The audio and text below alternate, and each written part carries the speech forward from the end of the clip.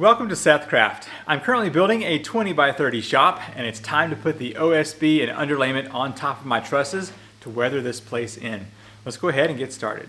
The sheathing that I'm using is 7/16 OSB, or as I like to call it, 1/2 inch.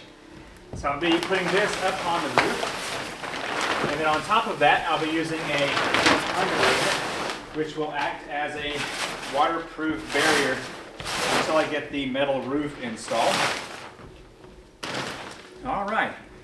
Now, this OSB has a smooth side, which is facing up right now, and it also has a rough side that has lines on it, and those lines will match up with my trusses up top and make it easier to find where I need to screw into.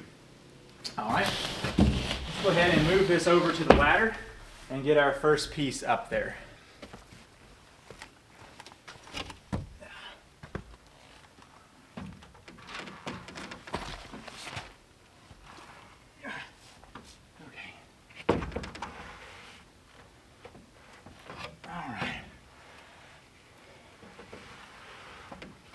I installed some stop blocks on the edge of the subfascia to prevent this from falling back off the roof. So these sheets are in 4-foot by 8-foot sections, and I'm just going to use my ladder as a ramp here to push this up.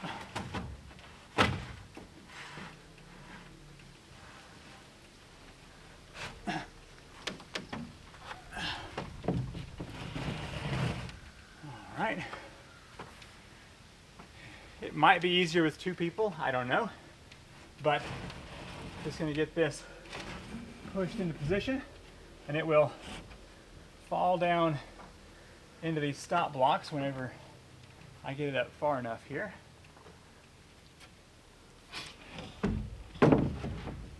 I'm going to be using 2-inch screws about every foot to get this OSB locked down.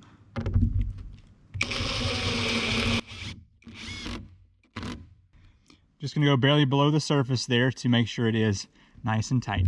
I have the first sheet of OSB up here on the roof, and as you can see, it's going to split this 2x4 in half, which is exactly what I want. It does the same thing on this truss, and so the next piece will also have that space to fit into. Now I'm going to go ahead and put some H-clips up here, and that will provide the proper spacing between one and the other, and then I'll be able to start putting some screws in this to hold it down. Now over here on the other side of the eave, I'll be putting in an extra little piece of OSB to fill that gap, because I want this to end on a stud here. A little 5-minute rainstorm just blew through and made everything slippery. Well, here is the H-clip. You can see that it looks kind of like an H there. And that's going to basically allow the next sheet of OSB to have the 1/8 inch gap that it needs for any expansion or contraction. So I need to lift this sheet up enough to place that right in there, and so the next sheet will rest inside of that. And so I need to take another one of these and place it halfway down on the other side, and that will give us what it needs to have the next sheet fall into position.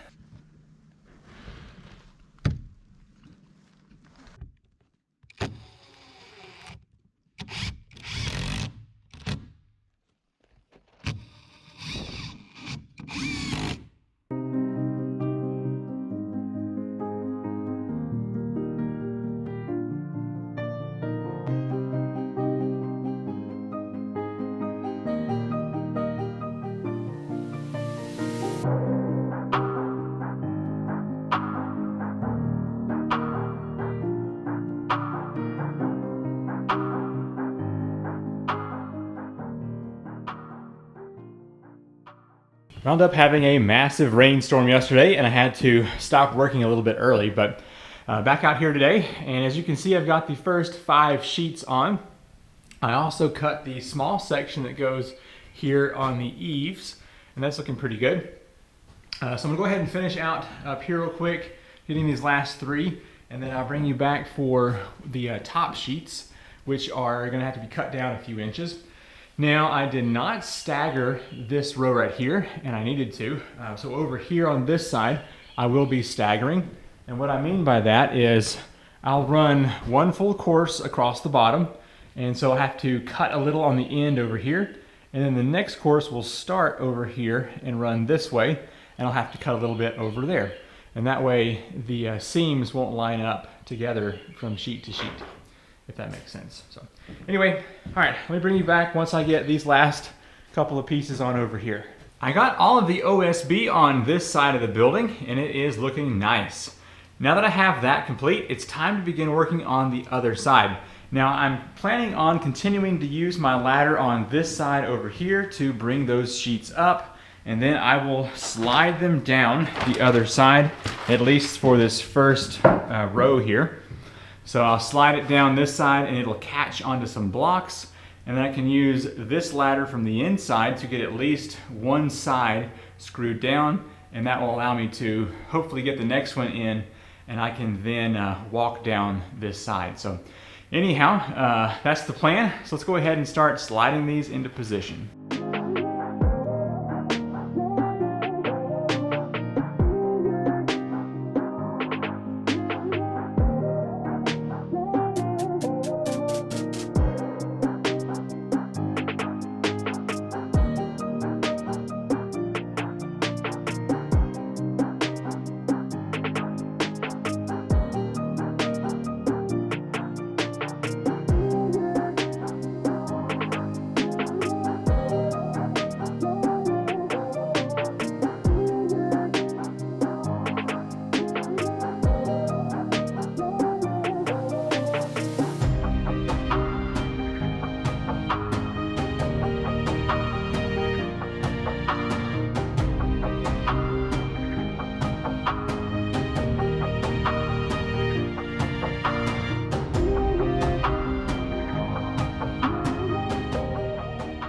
The two sheets that are closest to the end of the building are 4 foot by 8 foot, but this little section up here is a little bit shorter. So for this panel right here that I'm doing, it needs to be 44 3/4 inch. So I am just using this full sheet of 4 by 8 here, and I mark out 44 3/4, and I'm going to use my guide and rip this down along the length so that I can get this up to the top and it will fill that space. I'm excited. It's almost time to bring in a power station and some lighting in here because it's going to get dark. After several days of work, I now have all of the OSB on the roof. I think it looks great. If you get down real close, you can see just how flat and straight those trusses were, which is definitely nice to see. I had to get a little bit creative over here and cut down 1 foot sections to go on this very far eave.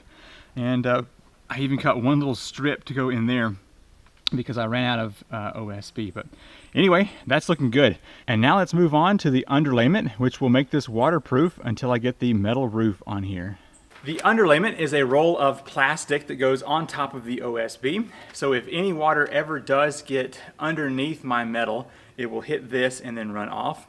So it's kind of an extra protection, but hopefully the metal keeps all of the weather out of the building. Now this was designed to go down for putting shingles down, and so it's got kind of a felt texture on top, but it should work just fine as an underlayment under the metal roof. It's a woven plastic that is waterproof. So to get this up on the roof, I'm going to be using these plastic cap nails. They're 1-inch nails with a plastic piece on top, and that will go into this to hold it in place until that metal roof is put on. And to install these, I've just got the hammer. I'm going to start with the underlayment at the bottom of the roof. I'm going to roll this out until it gets to the other end, and then I'm going to cut this with plenty of extra on both sides so that I can fold this down a little bit towards the eaves. Once that's been done, I'm going to use these plastic cap nails to place every foot to 2 feet to make sure this doesn't blow away. After that's all been done, I'm going to take a second stretch of this and move up about 4 feet, making sure I have an overlap of about 6 inches. That overlap will prevent any kind of water from blowing up underneath this. Once I have that next course done, I'm going to move on to the third. And after the third has been done, I'm going to be placing one sheet on the very top, the ridge of the building, but I'm not going to do that until I move down to the other side of the building and repeat these steps. So laying out the bottom first, and then moving up to the second, third, and then finally putting the ridge across the top. Now the ridge is going to overlap significantly from the other pieces, and that is just fine.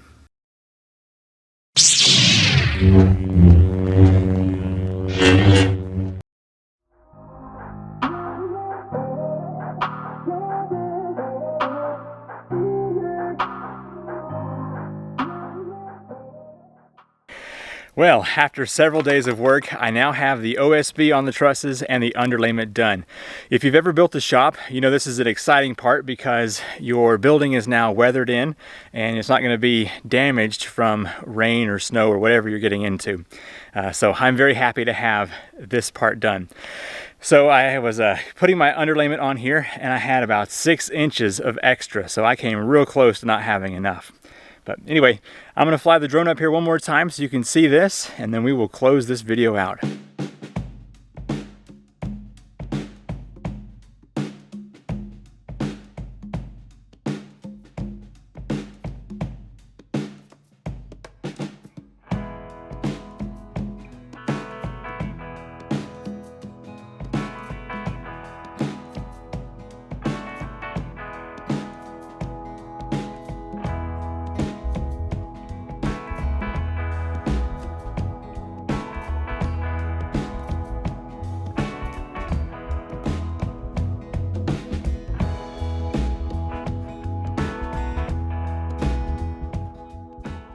It is so hot out today. No problems with snow around here this time of year. Well, if you've enjoyed this video, make sure you are subscribed and ring that notification bell because I have plenty more content on the way for this 20 by 30 shop build. I'm Seth with the SethCraft Workshop, and I will see you in the next video. Bye.